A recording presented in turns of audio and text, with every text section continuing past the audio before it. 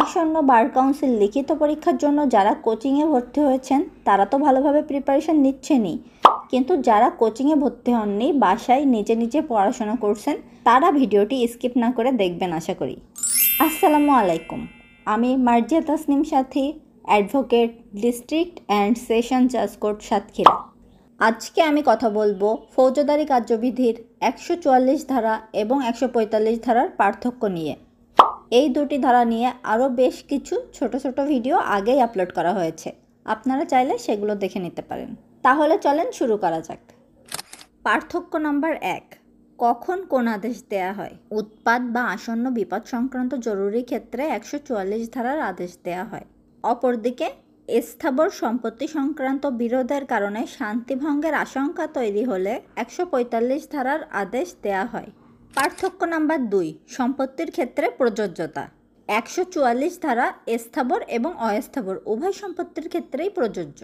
অপরদিকে 145 ধারা শুধুমাত্র স্থাবর সম্পত্তির ক্ষেত্রেই প্রযোজ্য। পার্থক্য নাম্বার 3, আদেশের কার্যকাল। বাই দ্য ওয়ে, আমি যেভাবে পয়েন্ট আউট করে বলতেছি আপনারা পরীক্ষার খাতায় এইভাবে পয়েন্ট আউট করেই লিখবেন, তাহলে অবশ্যই ভালো মার্ক পাবেন। সরকার গেজেট দ্বারা ভিন্ন কোনো নির্দেশনা না দিলে 144 ধারার আদেশ 2 মাসের বেশি বলবৎ থাকে না। অপরদিকে প্রকৃত দখল নির্ধারিত না হওয়া পর্যন্ত 145 ধারার আদেশ বলবৎ থাকে। 4 নম্বর পার্থক্য, বক্তব্য পেশ। 144 ধারার আদেশের পূর্বে কোনো পক্ষ বক্তব্য পেশ করার সুযোগ পায় না। অপরদিকে 145 ধারার আদেশের পূর্বে উভয় পক্ষকে বক্তব্য পেশ করার সুযোগ দেয়া হয়। 5 নম্বর পার্থক্য, একতরফা আদেশ। 144 ধারার আদেশ একতরফাভাবে দেয়া যায়। অপরদিকে 145 ধারার আদেশ একতরফাভাবে দেওয়ার কোনো সুযোগ নেই। পার্থক্য নাম্বার 6, ক্রোক বা রিসিভার। 144 ধারায় ক্রোক বা রিসিভার নিয়োগের কোনো বিধান নেই। পক্ষান্তরে 145 ধারায় ক্রোক বা রিসিভার নিয়োগ সংক্রান্ত বিধান আছে। 7 নম্বর পার্থক্য, প্রযোজ্যতা। ফৌজদারি কার্যবিধির 144 ধারা মেট্রোপলিটন এলাকার জন্য প্রযোজ্য নয়, কিন্তু ফৌজদারি কার্যবিধির 145 ধারা মেট্রোপলিটন এলাকায়ও প্রযোজ্য।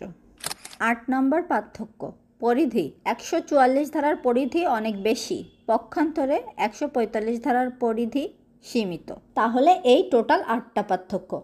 তবে 144 ধারা এবং 145 ধারার মধ্যে শুধু যে পার্থক্য রয়েছে এমনটা কিন্তু নয়, এদের মধ্যে বেশ কিছু সিমিলারিটিসও রয়েছে।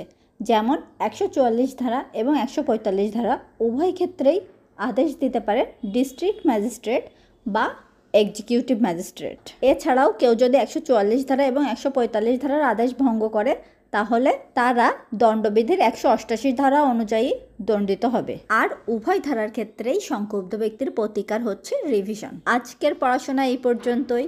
এরপরে আপনারা আর কোন কোন টপিকে ভিডিও চান অবশ্যই কমেন্ট করে জানাবেন।